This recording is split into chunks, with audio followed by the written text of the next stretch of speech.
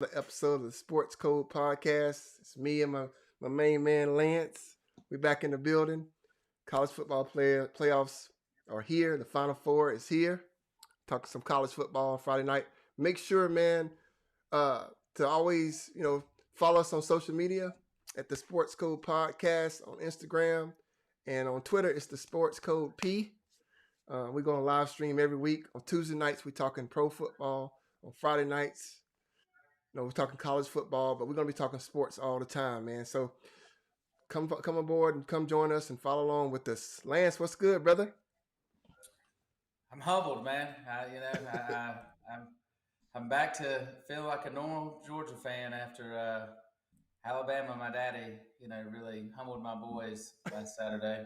Yeah. But I'm excited to be able to talk football. I'm thankful that my life doesn't revolve around wins and losses, even though I feel like it does at times. But other than that, man, I'm good, man. Excited to talk about these playoffs, man. Excited to talk about some of these major bowl games, some of the major news that's going on in college football right now. Like I said, I know we talked last week, man, Yeah. about the coaching changes, Yeah. and it felt like we were at the pinnacle of that happening. But good gosh, I mean, what's happened this week after the championship games is seems like it's got worse. I mean, you got coaches getting fired, Yeah. or no, you got other coaches getting jobs while there's a person still currently in their position, and they don't even know what's going on. They're out recruiting for the school, and I mean, so it's been wild, man. But the playoffs look like they're locked in, man. Looks like it's going to be some good games. So, man, just excited to get in it with you, man, tonight and talk about some of these bowl games and things like that. Oh, yeah. Before we get into the playoff games, man, let's look back at the SEC championship weekend here in Atlanta, Georgia, man. Big game. Georgia Bulldogs coming in #1 in the country against the Alabama Crimson Tide. At the time, they was ranked #3, I believe. And y'all had all the ducks in a row, man. You had the stingy defense, offense rolling, everybody rolling. What's your thoughts on that game, man? I know those your boys. You're a ride or die ever since you're a little boy. It's always been your team, man. I thought y'all had it in the bag. Y'all only giving up like 6.9 points per game. The game is in your backyard again, Atlanta again. We're gonna break the curse. What happened, man? We got beat by a better team that night. Yeah. I mean, that's just being honest. I mean, like we talked about the week before, man. The pressure was on Alabama, and I saw something today, man, that just kind of remarkable. They said Nick Saban took over Alabama at the age of he was 55 years old when he took over Alabama. Yeah. He's 70. I think he's 70 years old now, maybe a little bit older, but 70. So looking at the better part of 15 years, that this man has just pretty much dominated college football. I mean, Saban is the GOAT coach when it comes to collegiate sports, or I know I'll say college football, but potentially collegiate sports. I don't know outside John Wooden at UCLA and maybe a few others, guys that are doing what he's done for their sport. But man, I'll be honest, man. I felt confident going into the game. Yeah. And I know me and you talked about it prior to it, and you're just like, well, man, even if y'all lose, you still get in. And I'm like, well, that's cool. Right. But that game to me was the difference between having a phenomenal season, a season that you'll never forget, and potentially saying, all right, we can still get in, but now there's a lot more pressure, a lot more being nervous. And so that's where I'm at. I mean, Alabama, give them credit, man. Bryce Young is the truth, man. And he might have punched his ticket for the Heisman for that game. Oh my God! I'm about to give you some stats real quick, and I know you already know them, but 421 passing yards, 40 yards rushing, and 4 total TDs, bro. He solidified to me the Heisman in my eyes. Yeah, I mean, if you really look at it, I mean, even in that game, or I just think if you look across the college football landscape, name another player that's doing what he's doing that's doing it on the big stage. Because we'll get into the Heisman later because I still think it's a jacked up award. But when you're looking at players that are doing what he's doing against the competition that he's doing it, to me, that's what makes him the solidified choice. Right. I mean, no disrespect to Kenny Pickett at Pittsburgh or Kenneth Walker Jr. Yeah. I don't think Kenneth Walker Jr. got in it. But I think it's It's Pickett, Pickett, Bryce Young, Bryce Young. and I know Adrian Hutcherson is Adrian or Hudson. Yeah. Adrian Hutcherson, but I can't remember. There's one more. I can't really remember who it is, but Bryce Young is that dude. And I mean, Ohio State, how the heck they let Williamson get away from them to get down to Alabama, man, it's just beyond me. I mean, it looked like CJ Stroud was the other guy. I'm sorry. There you go. You're right. CJ Stroud. I forgot about CJ Stroud because Ohio State lost to Michigan and they're no longer in the playoff conversation, even though they have been their fans have been crushing me, trying to crush me on Twitter this week, man, just talking all kinds of nonsense to me. And I'm like, hey, we're in the playoffs, so we can't talk to y'all till next year when the season starts over. So, right. You can leave me alone. But I mean, CJ Stroud's good, but just getting really back into the game. I mean, Georgia, the team that showed up Saturday was not the same team that showed up, I think, in the 12 weeks prior. And me and you even talked about this, last week. I think a lot of it too, it's a blessing and a curse to be as dominant as Georgia was. Right. Because when you're dominant, you're able to rest guys. Guys are able to stay healthy. They're able to make it throughout the season. But the curse of it is guys don't play full games. No. They're done by the second quarter, the third quarter, and you're getting young guys playing time, which is good. That's right. But then when you run up into a great team like Alabama and they're going to test you, and you get into that third quarter and that fourth quarter when you haven't played, that stamina and that longevity that you haven't developed the whole season is not there. And, Alabama did what they wanted to do. And, give them a lot of credit. I mean, we talked about Brian Robinson Jr. being injured. We didn't know if he was going to play. Yeah. He played the whole game. It was pretty impactful. And, they didn't really run the ball. Right. But he did a great job, blocking.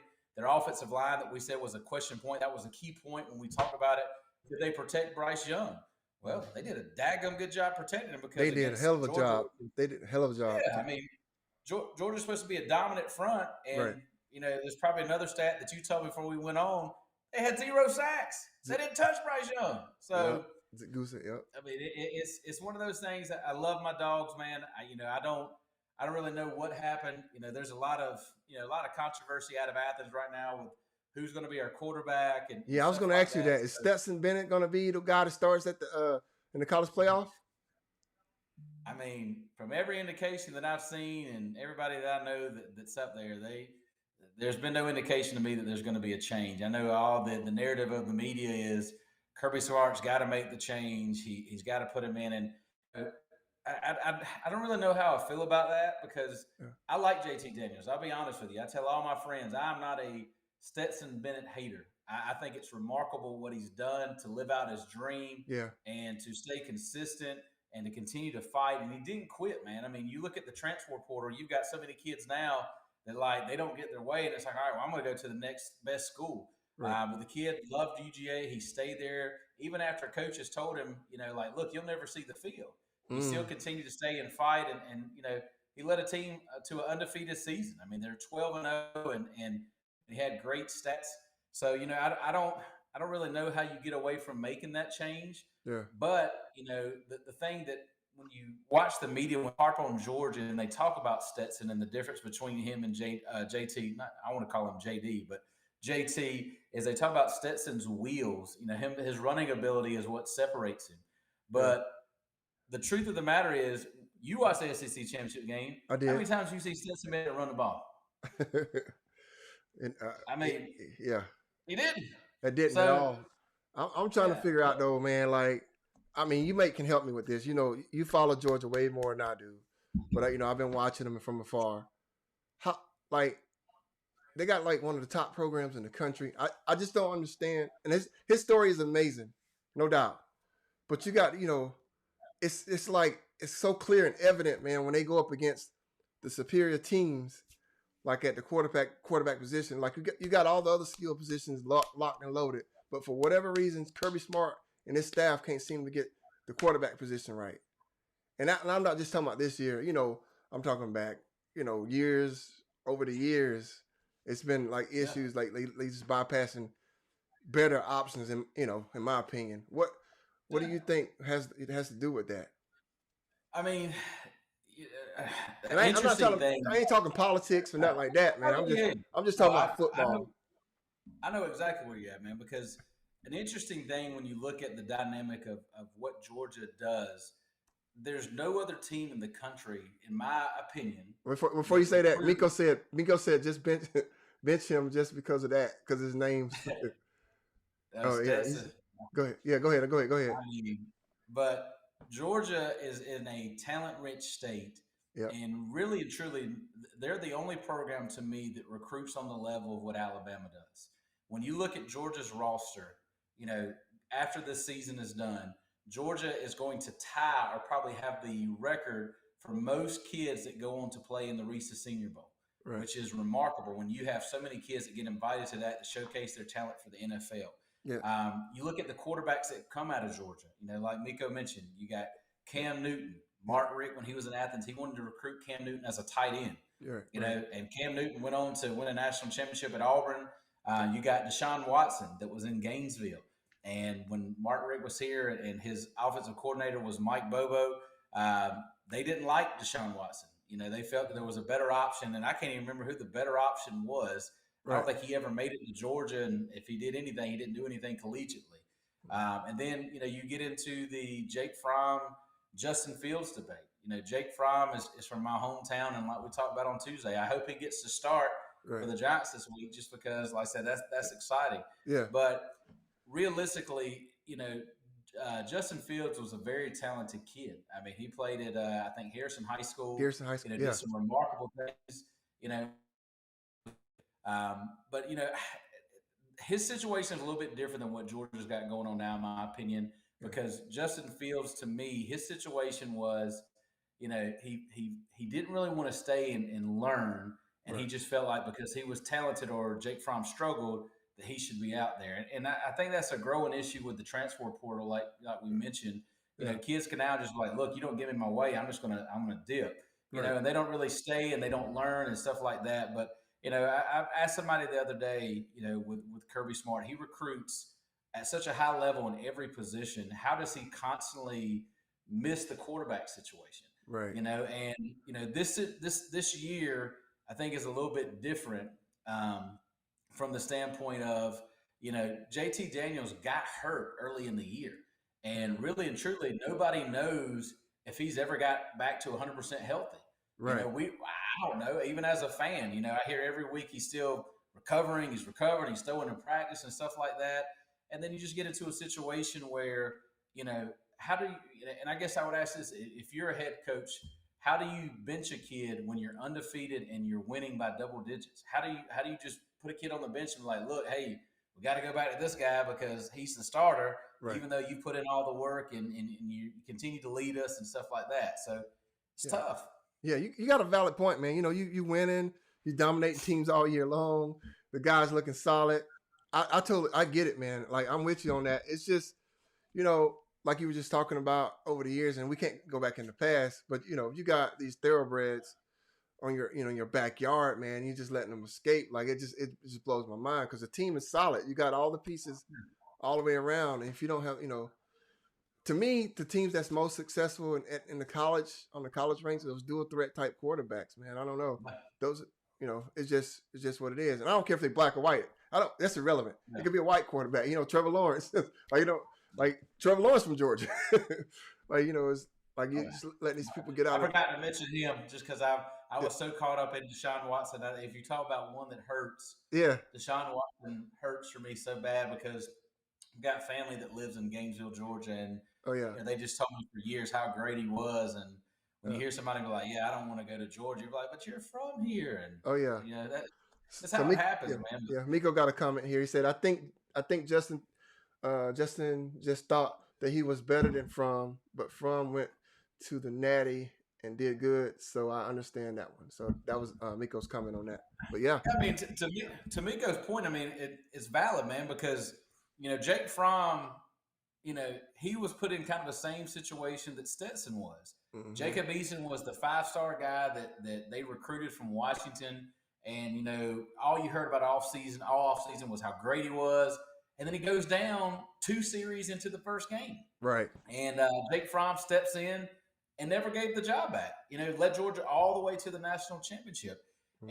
And I'm not saying Fromm was better than Fields because I personally believed, I wanted to see Fields. I felt that Fields gave Georgia a dynamic that Fromm couldn't, Right. and it's tough, man, because when you have somebody that's winning, it's hard to put them on the bench. But in Fromm's defense, I mean, think about how many offensive coordinators Georgia went through with Right. Fromm there. I mean, went from Jim Chaney to James Coley, and then he left right as Georgia changed offensive coordinators the last time. But I mean, he had pretty much two offensive coordinators that were trying to do so many different things when he was there. Right. It's just hard to be successful when you're learning something new every year. Mm-hmm. But I really felt, as a fan, I hated to see Justin Fields leave because I really felt that next season he would have probably surpassed Fromm for the job. I just think the talent and the skill set would have been there.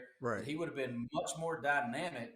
But he bolted Ohio State and had a hell of a career. So I mean, happy for him, man. He's starting quarterback in the NFL now. Yeah. Yeah. Good points. Good valid points, man. And it is what it is, man. So, but hey, it's neither here nor there. That's water under the bridge. Y'all still got a chance. All your goals still in front of you. Georgia Bulldogs, they got to take care of business. They got Michigan coming up, and but that's not going to be easy streak. That's not going to be easy at all. Nah. Jim Harbaugh and his crew going to be ready to go. Coach of the year, Jim Harbaugh, man. The AP Coach of the Year, man. You put some respect on that man's name. Oh yeah, put some respect on it. Yeah. So we got somebody coming here. Daryl said, Nick Saban has no issues making that decision of pulling the starter. Football is about team. Georgia's issues is connecting. Let me see. I can't see it all. Georgia's issues is coaching. Yeah, Georgia issues coaching. Good point, Daryl Thomas. I agree with you, Daryl. Yeah, I mean, good point. As a Georgia fan, I've already said it at the beginning. I think Nick Saban's one of the best coaches in any collegiate sport.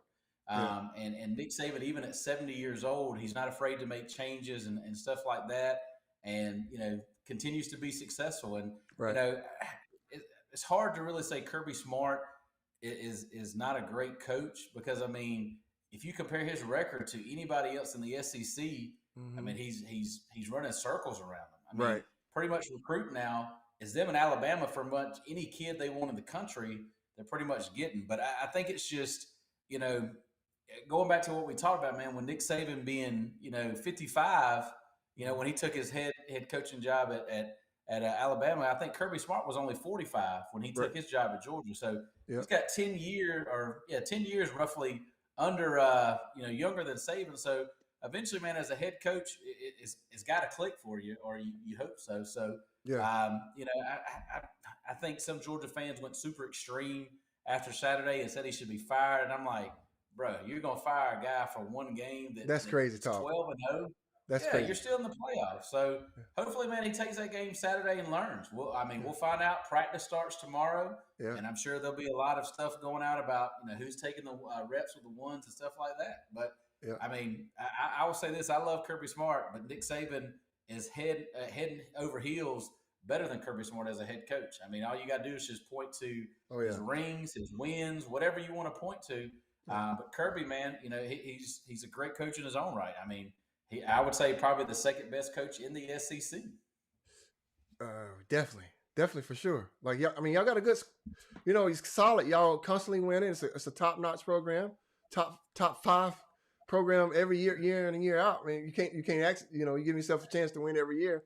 You can't ask no more than that, man. You really can't. If we can get that quarterback right, man, we might finally win one. That's true. Daryl says making a decision for the greater team. Smart is a good coach, no doubt. Take out the politics and play ball. So another good point. Yeah, it's a good point. Yeah, very good point. So okay. I grew up in the era, man, that you played the best players. It don't matter if you. That's how we grew up. Senior, you play who's better. Yeah, regardless of race, color, skin, religion. My best player is going to be on the field. So that's why you got Georgia starting 2 freshmen in the secondary that got picked on Saturday because they the best of what we got. The best you got. That's right. And the talent's going to shine through. Like Bowers, there's no denying that tight end. He is the best tight end on your roster. bar He's the none best tight end in the country. in the country, And right? the Yeah, John Mackey Foundation, whoever yeah, decides who wins the award for best tight end, they need yeah. to handwrite him an apology and say, "We are so sorry that we did not include you as a finalist. You are head over heels better than any tight end in the country, and this Yeah, award should be yours." yeah.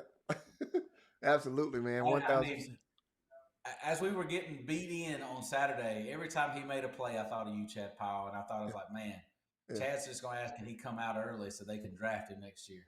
yeah. Oh yeah. Hey, Miko said, "I'm out. Damn all 4 teams. Let's go Knowles." See, that's why they're gonna always stay at the bottom of the pool right there. That hateful talk right there. See, Hey, Florida State's recruiting philosophy, man. Miko's gonna have to explain that to me. Florida State, boy, they ain't trying to recruit any high school kids. They just try to go to the transfer portal, find kids that are unhappy at programs, and say, "Hey, why don't you just come over here and we'll let you play?" Good gosh, man. I yeah. mean, uh, Oh yeah. And crazy. Daryl said Bowers is a damn beast. You're right, Daryl. He is. He the truth, man. He is the truth. All right. So the top 4 teams didn't really change. It kind of rearranged a little bit, as far as like Yeah. rankings. Georgia went to 3, and Alabama went to 1, and Michigan went to 2, and Cincinnati stayed at 4. So same 4 teams are in the playoffs. Any Yeah. thoughts on that? Did that come out right for you? Is that what you? I think that's what you said last Well, week. yeah. I mean, I love college football, man. It's probably my favorite sport out of anything out there. Yeah. But sometimes I think you know, things get in the way of some of the decisions that get made. Mm-hmm. Like to me, if going into the championship week, you really believe that Michigan was the second best team in the country, and you really were down because if you look at the rankings all season long, man, the playoff committee was down on Cincinnati, and they were kind of down on Alabama too, Right. because Alabama kept winning close games and stuff like that. So you've just they've got to explain to me how Alabama jumped Michigan to be number one. And I think a lot of it became because they didn't want Georgia and Alabama to play each other Right in in the the playoffs. semifinal. Well, no, Yeah, first of all, you're right. personally, They didn't want them to play in the semifinal because if they're going to play each other again, they want it to be a national championship game. So right. that's the logistics on that. And then I just think the other reason, it's the SEC. Michigan Yeah. competition ain't as tough, for the whole year. So those are my 2 thoughts. But you can go ahead. And Yeah, Daryl said no, Georgia should I be number mean, 2, but that's the reason, Daryl. I don't know if they should be number two because you can't lose like that in a big game that means something. Like to me, the SEC championship game means a lot to me. It means a lot to the conference, and to me, I think it's and again, everybody says I have a huge SEC bias. I mean, I'll just be honest with you. It's It's the the best best conference conference in in football. in Yeah, I college mean, football. it is. I mean, like, there's just no denying that. I mean, Nope. other conferences have some great teams. Don't get me wrong. The Big Ten had Michigan, they had Ohio State, Purdue played some good ball. Michigan State was good this year. And then the Big 12, what you had Oklahoma that was really not that great. Right. As Rob said, they were frauds. Oklahoma Frauds. State, we thought they were good, and what did they do? They lost to Baylor when they had everything to play for. Right. So you see week in week out, man, just it's the best conference for the best games, and they said the best rivalry. So personally, I kind of felt this how it would go. Me, I would much rather turn around and play Alabama again. I think if you're Georgia, Yeah. as a player, maybe even as a coach, I would want to go ahead and play them again. You got to beat me again to prove to me that you're better. Because if you can't, because here's and I'll give you my take on that. Yeah. Because I saw it proposed the other day. Somebody asked a question that said, say Georgia beats Michigan, and say Cincinnati lucks up and they beat Alabama, and Yeah. Georgia plays Cincinnati for the national championship and they win.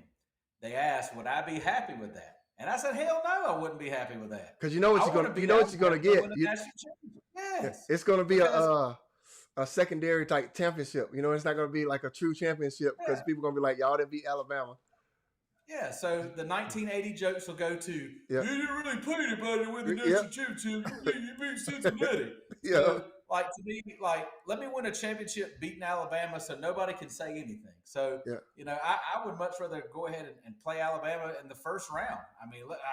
If you want to win a national championship, you got to prove that you're the best. Like I said, I'm grew up in the WCW days. Ric Yeah. Flair said, "To be the man, you got to beat the man." So Woo! Georgia, to be the man, to be the beast of college football, you got to beat Alabama. But there's no guarantee they will get to Alabama because Yeah. Michigan's tough, and Yeah. Michigan definitely ain't gonna lay down and No, let they Georgia not. just do what they, get that rematch versus Alabama. Yeah, they got some horses over there. That running back, Hassan Haskins. Haskins, man, Yeah, some boys. Them boys pretty tough. So they are. yeah. So yeah. um, let's talk about before we get right into the playoffs games. We've been talking about those teams. There's a few other games that I just want to kind of talk about real quick. Not all the funny, crazy Citrus Bowl and all that Outback and all that bowls. I'm talking about the big ones: the Peach Bowl, the Fiesta Bowl, Rose Bowl, Sugar Bowl. So we got the We ain't Peach trying to Bowl. see the Bahama Mama Bowl in Yeah. Hawaii. We ain't trying to see all that. That's right, bro. Yeah, we ain't gonna talk about that. So we're just talking about some of the top, the top 10 match up a little bit. The New Year's Six, baby. The New Year's Six Bowl. There we go. Yeah, that's what's up. New Year's Six Bowl. You got to pull it up too. So yeah, we got the Peach Bowl here in Atlanta, December the 30th. We got Michigan State taking on Pittsburgh. Just off the top of your head, pick them. Just a quick pick them. Who you think is gonna win that matchup? Well, I don't think Kenny Pickett for Pittsburgh's going to play, and he's what makes that offense go. So if they have no Kenny Pickett, Yeah, I got to take Mel Tucker and the phenomenal job he's done with Michigan. I'd be interested to see if Kenneth Walker's going to play. I can't remember if he's a senior or junior, but I think Michigan State is going to come down here, man. They're going to make a statement, and they're going to send the ACC back home with a big old L. yeah, I'm with you on that. Same here, man. I feel like the same way, same for the same reasons. We got the Fiesta Bowl out in Glendale, Arizona on January 1st, New Year's Day. Notre Dame, number 5, taking on Oklahoma State. I'm gonna take the Irish in that one, man. I think they back.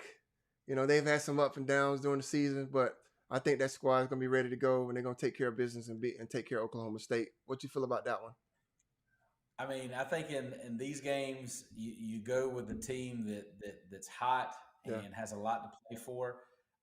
Me and you both are huge fans of Marcus Freeman. Marks. Yep. So excited to see him get his opportunity, man, and watching just him and his family, man, just be embraced by Notre Dame and getting his opportunity to lead, man. I'm going to take the Irish. I think Oklahoma State will not really care about this game because last week you had a chance to get into the playoffs. Yeah. You lost.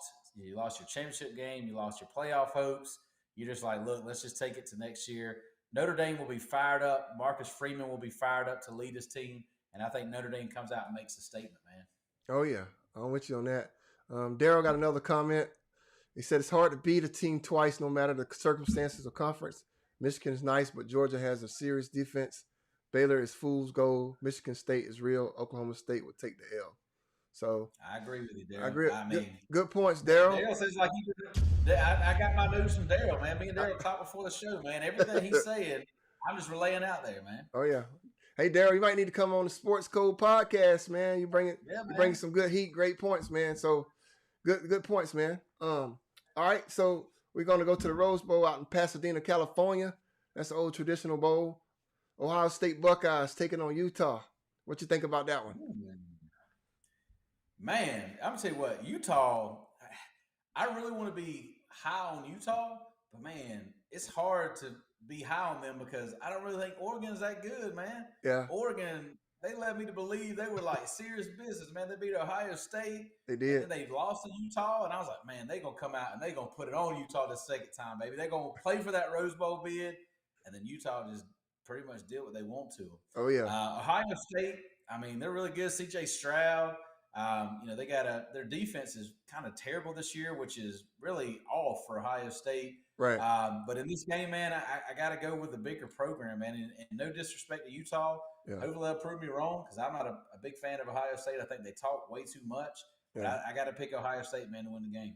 Oh, yeah. I'm with you, man. Ohio State, man, I think they still burning and steaming from the loss to the big game against Michigan and Big Ten rival. They're gonna come take care of business and and they're going to plummet Utah, man. So let's hit the last one, the top 10 teams.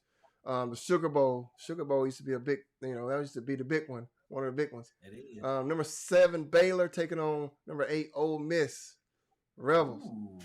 I don't know about this one, but I'm gonna take my luck. I'm gonna take my chances. I think the Ole Miss Rebels are gonna take care of business, man. The Hotty Toddies, they're gonna take care of business and handle and beat Baylor, and it's gonna be a close one though. But I think Ole Miss is gonna pull that one through. You got any thoughts on that one? I mean, and here's the thing that we're not really taking into account. We ain't really getting to say who's opting out and who's going to play, man. No. Because there's some, I mean, there's some big players on all these teams that. That's a good point. I mean, I'm thinking Matt Corral, man, is a beast, bro, for Ole Miss. I mean, that dude can sling the ball. Really and truly, I felt like he should have got more consideration for the Heisman, man, because that dude is he's a winner, man. Yeah. Baylor's super tough, man. David Aranda has done a phenomenal job over there with Baylor. That game against Oklahoma State was probably one of the best of the weekend, in my opinion. So in this one, man, my heart, I want to pick Ole Miss, man. I love them goddamn uniforms. Them damn powder blues they wear are some of the most beautiful things that I've ever seen in my life. But I'm going to go with defense because I don't think Matt Corral's going to play. So I'm going to take Baylor to win just because I don't know if Lane Kiffin's going to still be coaching there. I don't know if Matt Corral's going to be there. Man, I don't trust Lane Kiffin with the crap, man. He's shady. To me, he's shady, bro. But he can call some goddamn offense. He's an offensive genius now. But that dude is shady to me. Ole Miss ain't the most cleanest place in the world when it comes to college athletics either. So they kind of fit together. Yeah, true that. Daryl said Ohio State will pull it out, but it will be a good game. It won't be easy. And he's like, I'm out on podcast. Nice podcast. Appreciate it, man. Thanks for the love. So appreciate it. And speaking of that, man, before we get right back to the playoff games, y'all make sure to, like I said earlier, follow us on social media, man. The Sports Code Podcast on Instagram, the Sports Code P on Twitter. Make sure to subscribe to our YouTube channel. It's all sports all the time. I moved away from my own personal brand. Me and Lance, we started this podcast, and we're going to be rolling out. Like I said, we're talking pro football on Tuesdays night with Rob, Chad, Miko, me and Lance. And then, on Friday nights, stuff like that, we're talking college football. As the season goes on, we're going to be talking about March Madness, Super Bowl, the pro playoffs, sports all year long, all year round, because we live, breathe, eat sports. This is something that we enjoy doing. We've been talking about doing this since we was at Geico. I'm hyped up because I get excited every time I think about it. Because this is my man right here, man. We was talking sports when we was on the phone, taking calls. So y'all, show some love by just, rocking out with us. It don't take nothing to hit the subscribe button on the YouTube channel. Follow us on Instagram, on the social media. So that was my little plug on that. And let's get back to the top 4, man. So the first game up, man, 3:30 p.m. in Arlington, Texas, the Cotton Bowl. You got number 1 Alabama Crimson Tide playing the Cincinnati Bearcats. What's your initial thoughts on that one? I mean, it's going to be tough, bro. I mean, like I said, Cincinnati ain't no joke. I mean, they doing big things. Their defense, man, is some of the best in the back end. You got Kobe Bryant, man, that just won the Jim Thorpe Award. Solid dude on the defense. And they got two great cornerbacks, man, that I think can really kind of shut things down. You got Alabama's got Jameis Winston. They are not Williamson, excuse me. They got Williamson wide receiver. So him versus Kobe Bryant, man, I think it's going to be a great matchup. I really want to believe that I think Cincinnati can do something, but again, I can't go against Alabama, bro. I mean, you can't. It's like saying, are you gonna pick against Michael Jordan when he got the last shot? No, you ain't. You gonna take Mike to make that shot every goddamn time. So, fully believe that I think Cincinnati will show up. They might make it tough, like right off the rip. But then I think Alabama, man, is going to kind of take it there until the end and march their way to the national championship again. Oh yeah, I think the Tides turned for Alabama when they went in those multiple overtime games, multiple overtimes with Auburn a few weeks back. And when they got past that, I think that mentally sparked them. Now I thought after that long brutal game that was going to be a plus for Georgia in the SEC championship game. because they played extra time. I really thought that. I was like, man, this is going to be a plus for Georgia. This team is wore down, but for some reason, it kicked in a spark. So with all that being said, I think they're going to go in there and take care of Cincinnati. It's going to be easy. At first, there's some initial jitters. It's going to start out slow, and then I think that Alabama is just going to take care of business, man, and they're going to be right back in the national championship game.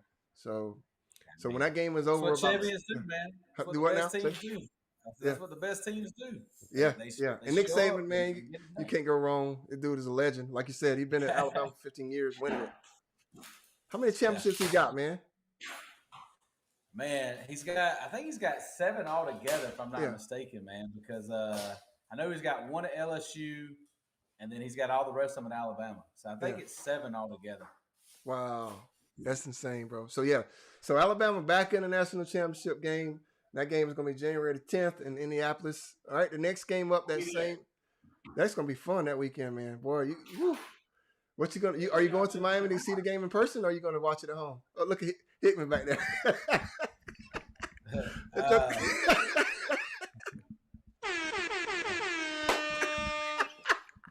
That's joking, man.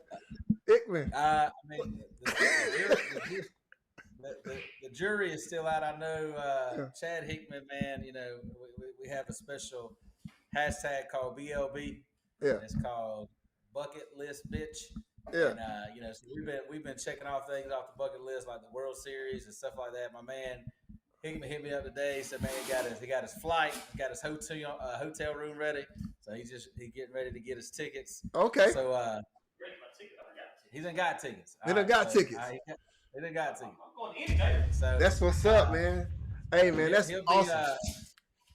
He'll be our reporter from the Orange Bowl. So we'll have on-site updates for the Twitter account. We'll have on-site updates for the show, because we're gonna send him and his wife down there, man, to cover that game for us there. So that's what's up. No, I mean,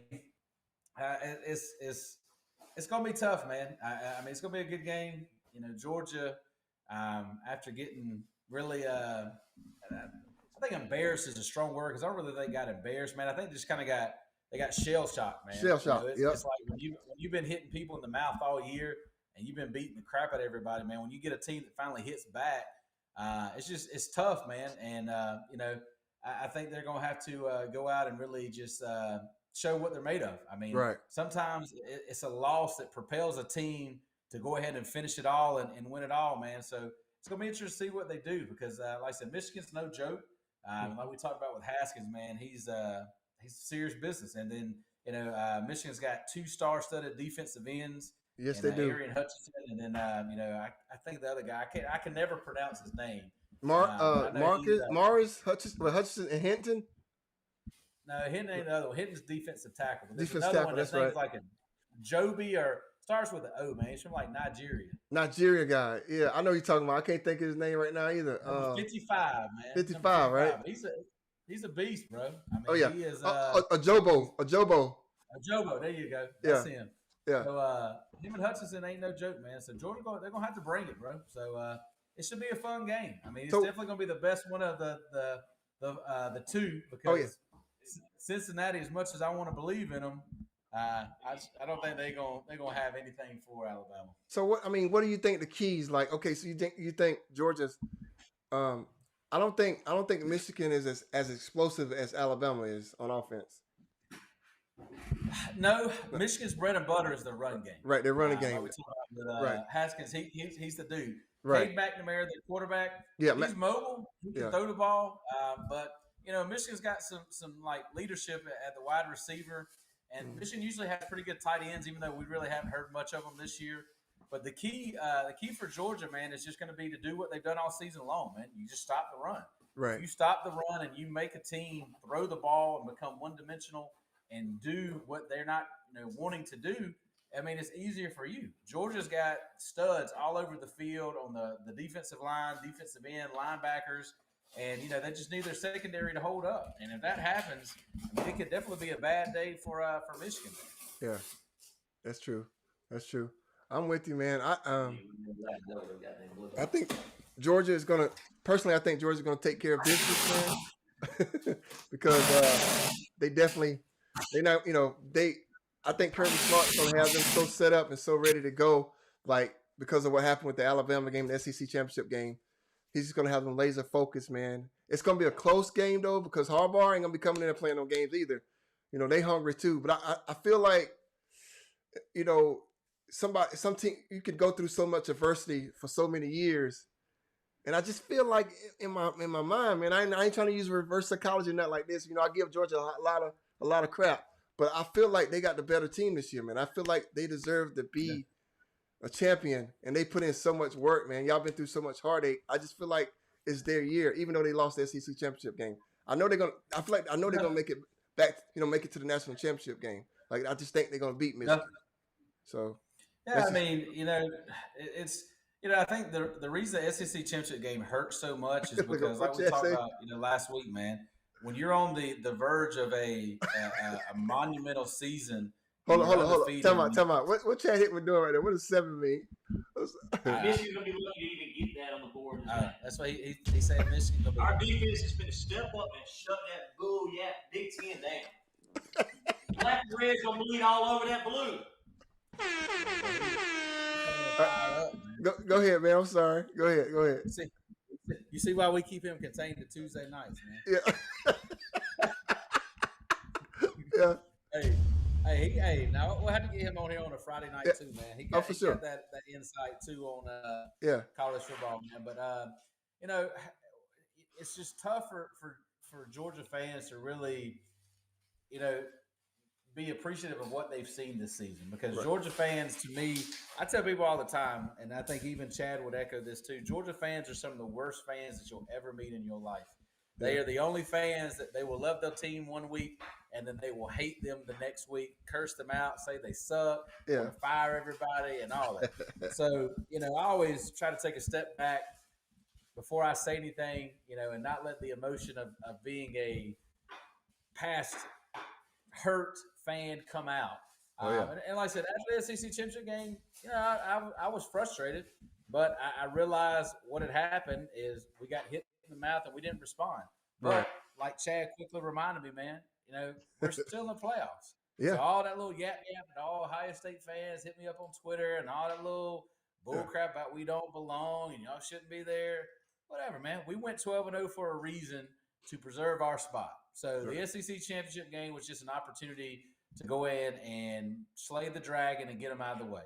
So Georgia looks like they decided we want the dragon to be on the biggest stage in the world so we can rip their heart out on national TV and win a national championship. So that's fully what I expect Georgia to do. I mean, I think they're going to play Michigan tough.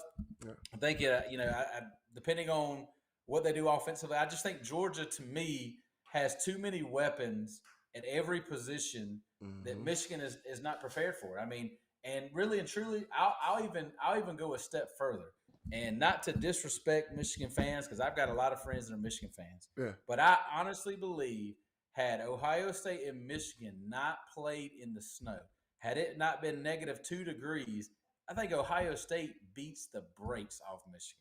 I think it's the other way around, and it's Georgia and Ohio State in the championship game. And again, I'm not trying to diminish what Michigan accomplished because it is a huge accomplishment. You play the game in the conditions or whatever, you play it on the field. And Michigan won the game. Hats off to them. But we play it in Miami. We play in the South Beach. And it ain't going to be cold. There ain't going to be no snow. No. It's going to be warm. It's going to be humid. And Georgia knows all about that. And I think they're going to be okay. And Michigan might be a little fatigued and a little bit struggling. They're going to be hot. That heat going to get to them. Yeah. That heat don't play around. Yeah, especially with the big boys up front. So it definitely going to feel a lot of heat. So, hey, man, y'all heard it from here. Y'all heard it, from Lance and myself. The final two is going to be Alabama and Georgia again. Going to be a rematch, we believe, in the national championship game on January 10th in Indianapolis. And we'll see what happens, man. So that's it on this episode of the Sports Code Podcast. And shoot, man, like I said, we're going to be on here every week, man, talking sports. Make sure, again, throw it out there. Follow us on social media at the Sports Code. Hit me up on Twitter, man. Yep. I got enough people that talk trash to me already. I enjoy it, man. If you want to talk sports, let's do it. That's right. So that's going to be it for this episode, man. Y'all stay safe out there, man. And we'll see y'all live and fresh next week on the next episode. So peace out. Peace.